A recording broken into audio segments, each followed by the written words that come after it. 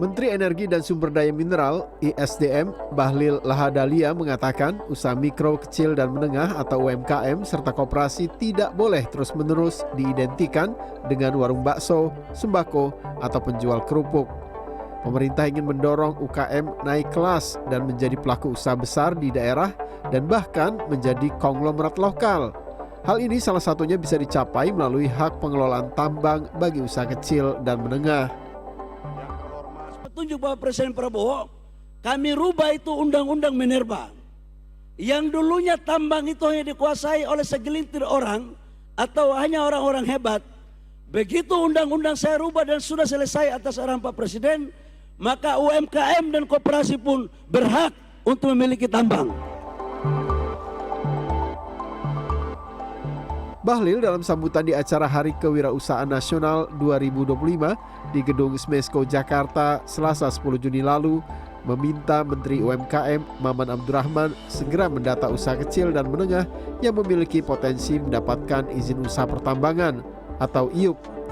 Hal tersebut disampaikan Bahlil di hadapan para pengusaha muda HIPMI mengingat hampir selesainya peraturan turunan dari Undang-Undang Nomor 2 Tahun 2025 tentang pertambangan mineral dan batu bara.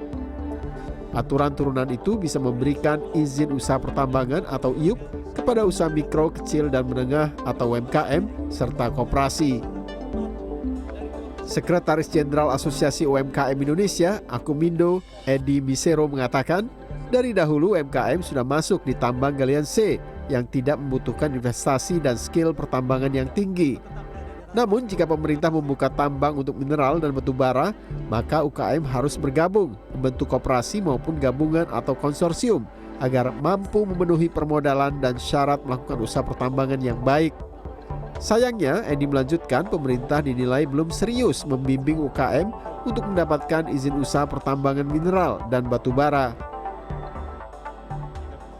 Ada aturan turunannya bahwa dipersiapkanlah karena kita akan memberikan peluang itu dengan betul, dengan benar, bukan hanya wacana, sehingga kami juga dengan serius bisa membuat konsorsium-konsorsium tertentu di daerah-daerah tertentu dan lewat konsorsium itulah, lewat koperasi penambangan itulah kita bisa menyaksikan, oh yang dijanjikan oleh Menteri SDM itu benar, kan gitu. Ya. Sementara itu, Asosiasi Industri UMKM Indonesia atau Aku Mandiri berpendapat syarat dan prosedur pengajuan IUP pertambangan minerba tidak bisa dilakukan untuk usaha mikro dan kecil. Ya, sebenarnya kalau izin tambang itu penggunaan namanya kan selalu dinyatakan UMKM ya. Kalau UMKM kan berarti usaha mikro, kecil, dan menengah ya. Tapi kenyataannya syarat dan prosedurnya nggak bisa mikro kecil. Nah, itu bagaimana kita mau siap kalau syarat prosedurnya nggak bisa masuk, gitu loh.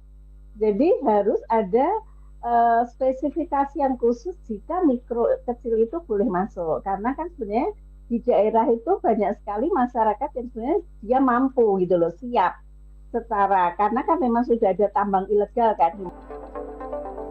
Terpisah, peneliti Celios Jaya Dermawan berpendapat kebijakan UMKM untuk kelola tambang perlu ditinjau ulang. Alasannya UMKM perlu melihat biaya dan risiko akibat aktivitas pertambangan yang cukup besar dibanding modal kerja. Pertama, pertambangan itu adalah bisnis yang membutuhkan modal sangat besar. Biaya eksplorasi, biaya pengadaan alat yang mahal, jaminan reklamasi pertambangan hingga CSR membutuhkan ratusan miliar hingga triliunan rupiah untuk memulai bisnis pertambangan.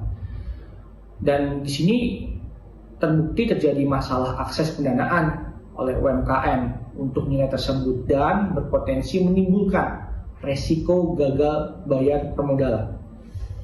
Yang kedua, tata kelola pertambangan yang selama ini cenderung merusak dan tidak bertanggung jawab juga menimbulkan biaya-biaya yang tidak pernah dihitung secara publik, secara investasi publik, biaya lingkungan, biaya kesehatan, biaya kehilangan sumber daya alam, biaya konflik, biaya sosial, dan lain sebagainya tidak pernah dihitung.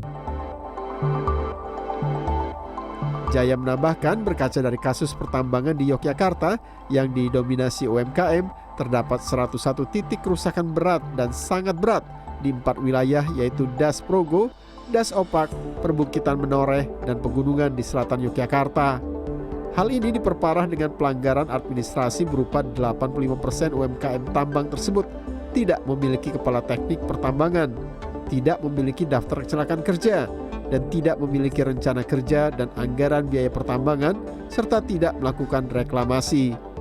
Sebagai informasi, berdasar Peraturan Pemerintah Nomor 7 Tahun 2021 tentang UMKM, karakteristik usaha mikro hanya memiliki modal di luar tanah dan bangunan, maksimal 1 miliar rupiah dan omset per tahun maksimal 2 miliar rupiah. Usaha kecil memiliki modal 1 hingga 5 miliar rupiah dengan omset per tahun 2 hingga 15 miliar rupiah. Adapun usaha menengah memiliki modal 5 hingga 10 miliar rupiah dengan omset per tahun 15 hingga 50 miliar rupiah. Agung Happy, Maranatha, Jakarta.